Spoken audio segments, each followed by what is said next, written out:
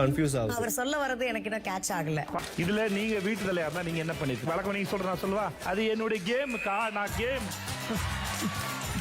இதை விட பார்வதியையும் கமருதினையும் வந்துட்டு அசிங்கமாக பேசவே முடியாது. அவ்வளோ பேசியும் அதுங்க ரெண்டும் சிரிச்சிட்டு இருக்குங்க அப்படின்றது தான் இந்த இடத்துல மிகப்பெரிய ஒரு கொஸ்டின் மார்க்கே.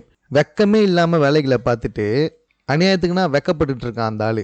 வெக்கமே இல்லாமல் வேலையை பார்த்துருக்கடா அப்படின்ற மாதிரி வந்துட்டு சொல்கிறாரு. அதுக்கு அவன் சிரிச்சிட்டு உட்காந்துட்டு இருக்கான் கமருதினு. என்னடா அவன் மூளை. இன்னொரு பக்கம் பார்வதி வந்துட்டு உங்ககிட்ட கேப்டன்ஷிப் கொடுத்தா நீ வேலையே செய்யாமல் அது என் ஸ்ட்ராட்டஜின்னு சொல்லுவோமான்னு சொல்லி அந்த ஆள் கழுவி ஊற்றுறான். அதுக்கும் அது உள்ளே உட்காந்து சிரிச்சேன்னு இருக்குது. அதுங்க ரெண்டுத்துக்கும் தன்மானம் கொஞ்சமாவது இருக்கான்னு தெரியல. உள்ளே எப்போ பார்த்தாலும் பார்வதி வந்துட்டு எனக்கு செல்ஃப் ரெஸ்பெக்ட் முக்கியம்னு சொல்கிறாரு. இந்த இடத்துல ஒருத்தர் அசிங்கப்படுத்திட்டு இருக்கும்போது சிரிச்சுட்டு உட்காந்துட்ருக்கு. இப்போ எங்கே போச்சுமா அவன் செல்ஃப் ரெஸ்பெக்ட்டு? திருப்பி கேள்வி கேட்கலாம் தேவையில்லை, கேட்கவும் முடியாது. ஆனால் கொஞ்சமாவது வந்துட்டு அவர் திட்டத்தை புரிஞ்சுக்கிட்டு தலையை குனிஞ்சாவது நிற்கலாம்ல. அங்கேயும் ரொம்ப கேவலமான ஒரு அட்டிடியூடை காட்டிட்டு உட்காந்துட்ருக்கு பார்வதி. நீங்கள் ரெண்டு பேருமே ஜெயிலில் குசுன்னு பேசிக்கிட்டு உட்காந்துருந்தீங்கன்னு சொல்லிட்டு அந்த மனுஷன் எந்த மாடுலேஷனில் கேட்குறான்றது கூட தெரியாமல் அதுக்கும் வந்துட்டு வெக்கப்பட்டுன்னு உட்காந்துட்ருக்குங்க அதுங்க ரெண்டும்.